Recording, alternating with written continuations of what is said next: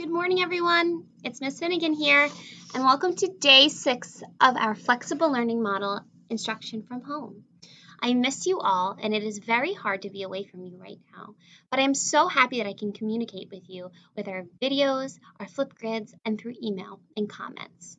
So make sure that if you have any problems getting in touch with me, your parents email me so I can help you as much as I possibly can.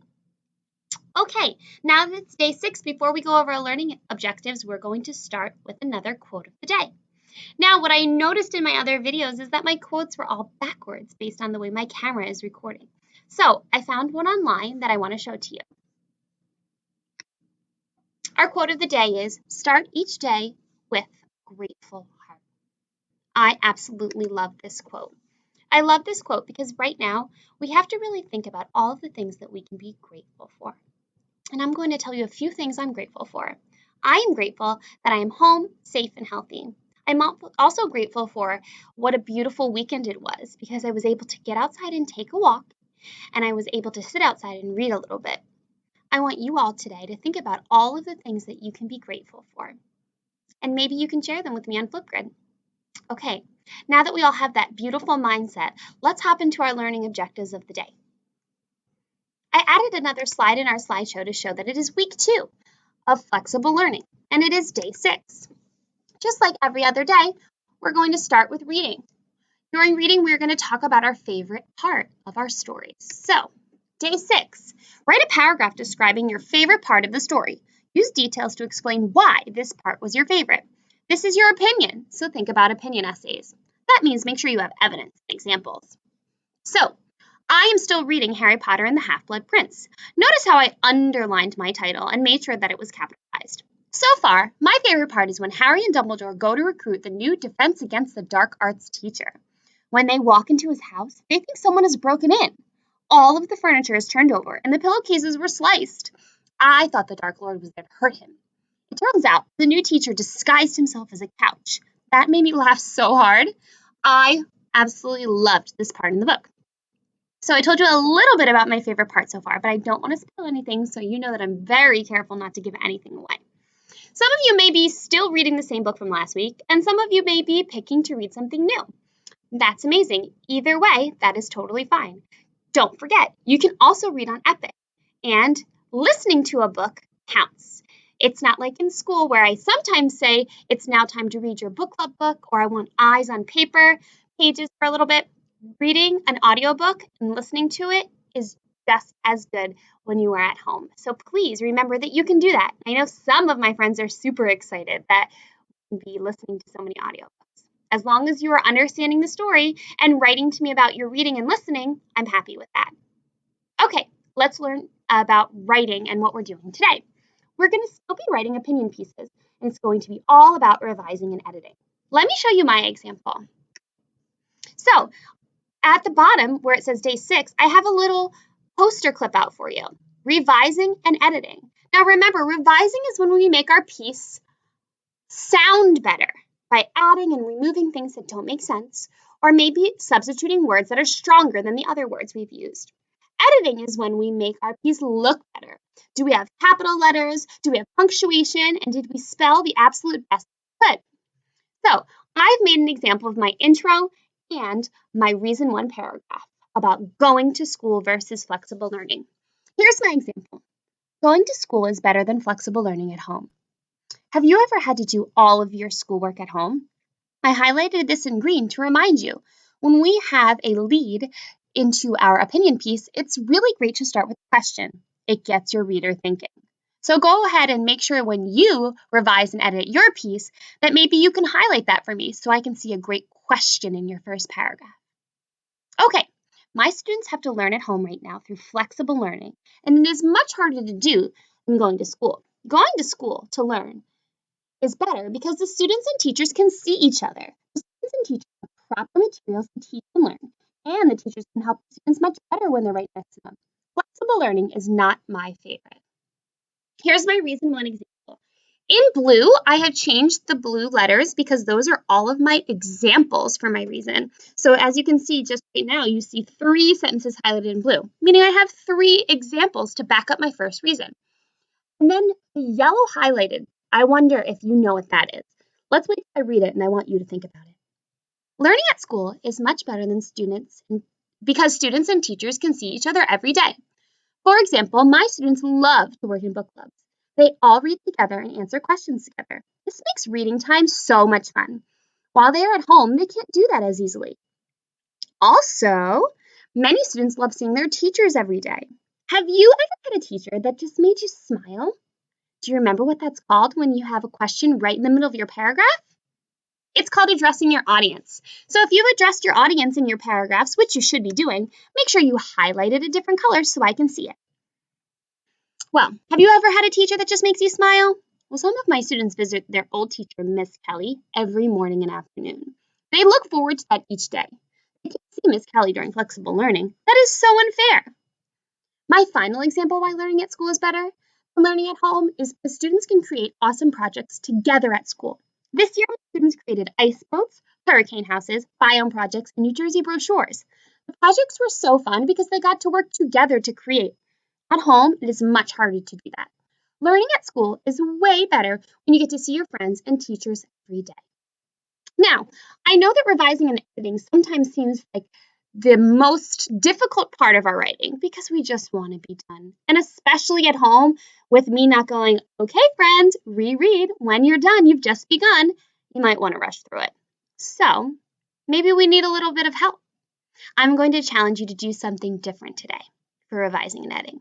After you look at it yourself, I want you to go back into your piece, just like I'm about to do. So I want you to go into your piece and click on the share button. I want you to choose one friend to share with. I am going to share my piece with Abby Easton. Hey, Abby, do you think that maybe you could look at my piece and add some comments? Here's how you add comments if you don't already know how to do it.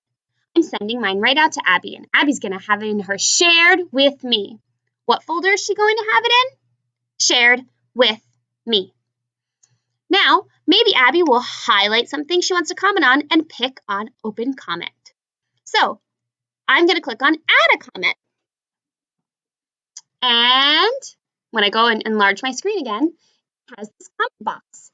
So I'm going to say, hi, Abby. Can you let me know if you like my reason 1 paragraph? Now remember, I'll be able to read all of your comments, so keep them appropriate and school related. Now, if you're not sure how to do that, I want to make sure that you do. So during writing time, which I say is probably around maybe 9:15, I will make sure I open all of your writing pieces just in case you're confused, and I will add a comment saying, hey, here's how you do it. Now I want to make sure that I show you exactly how you can get to your shared with me folder. So I'm going to invite you into my drive. So I'm going into my drive right now.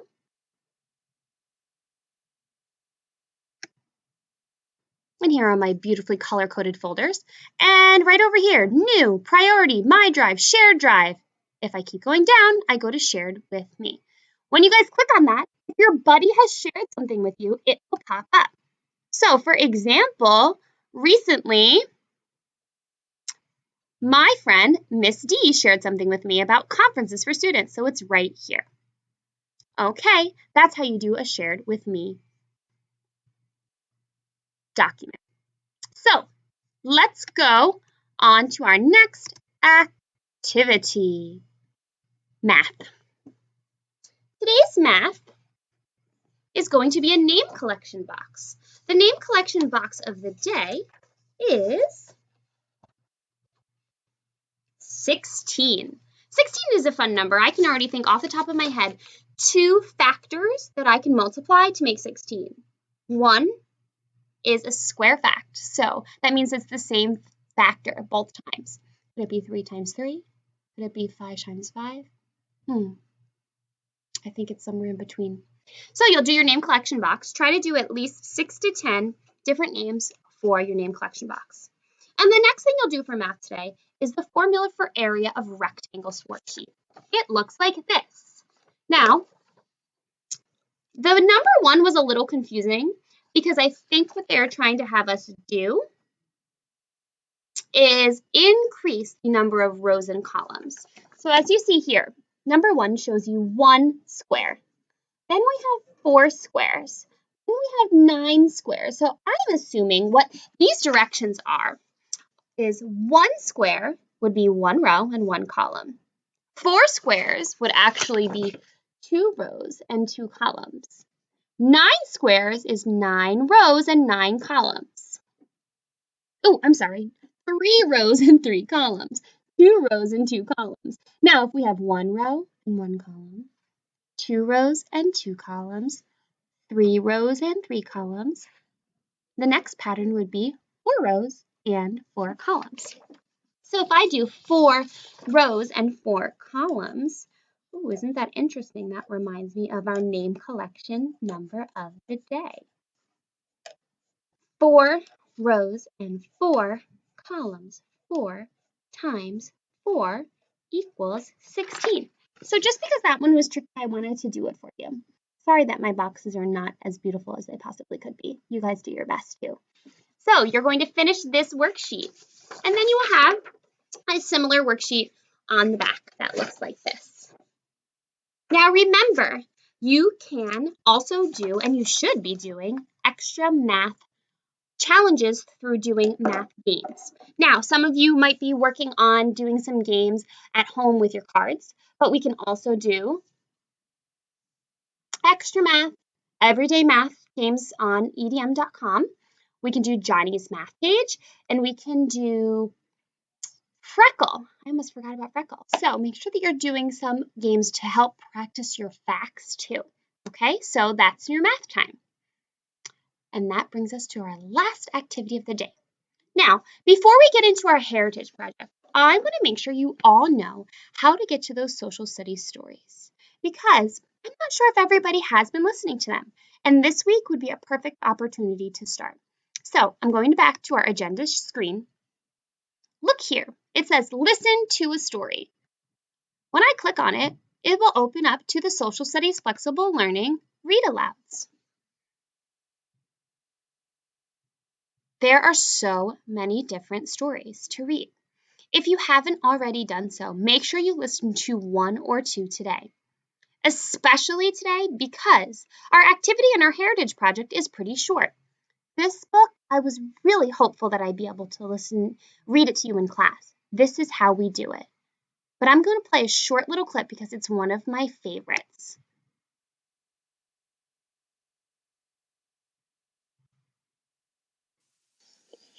This is How We Do It. One Day in the Lives of 7 Kids from Around the World by Matt Lamouth. This is me. Italy. My name is Romeo, and I'm called Mio. The reason why I love that book so much is because the entire book, it goes through how kids in different parts of the world have so many differences in the things they eat, or maybe the places they live, or maybe how they go to school. But there are also some similarities. And right now, in the time we are living, there are certainly a lot of differences around the world, but we are all right now going through a similar thing where we are home trying to be safe and healthy. So I would really love if you tried to listen to that book. It's called This Is How We Do It. It's on slide number 8. And if you could comment on Flipgrid, that would make my heart so happy. Now, let's move on to our heritage project. Today's is all about the world map. This is a map of the world and all of the continents and where each of our family members may have come from. So, what I would like you to do is try to color it in. In here, I listed where my family members are from. So, I dotted myself on the map to me on the map here. This blue dot is representing me living in New Jersey on the East Coast.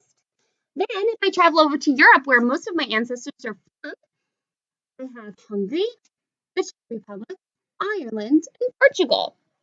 So I found it on the world map. That means you'll have to go online to look at the world map because this one doesn't have names of countries on it.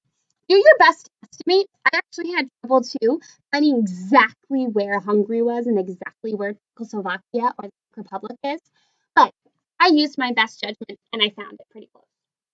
On the lines below, it says my family is from many places. My family is from Ireland, Hungary, Portugal, and the Czech Republic. Now I live in the United States. And that would be my heritage project of the day. So, like every single day, take a deep breath. Think about all of the things you have to do today. If you have any questions, please email me or talk to me on Flipgrid. Now I have one final fun thing for you. In the email to your parents and posted on Google Classroom today will be a Google form for you to fill out because I would like you to vote. Now, I am thinking of 2 read alouds that I can read to you every single day. We've talked about these 2 read alouds, and I think I'm ready to narrow them down and send them to you to vote. One of our favorite authors that wrote BFG is Roald Dahl, and he has also written other books. I'm thinking of 2, Matilda or James and the Giant Peach.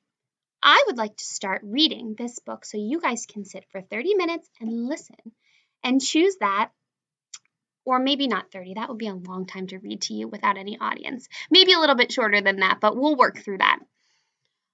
I want you to choose your favorite one, which one you would like to hear me read. And I'm wearing my Readers Are Leaders shirt in honor of picking our new read aloud. So, Matilda or James and the Giant Peach. I'm going to send out that Google form in the parent email and post it on Google Classroom. Vote. Which one should be our new read aloud? Okay, this is so much to take in. So, I understand if you want to pause the video and watch certain parts again, if you want to rewatch the whole thing, if you want to scroll down on YouTube and pause it on writing and just watch that. Great. I wish I could be there live to answer all of your questions. I wish I could be there live because it's Monday and ask you, do you want chicken nuggets today? I wish someone could ask me, Miss Finnegan, is there a bento box today? And I would say, no, only on Tuesdays and Thursdays.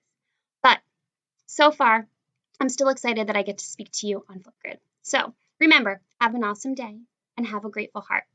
I'm here for you if you need me. Bye, guys. Happy learning.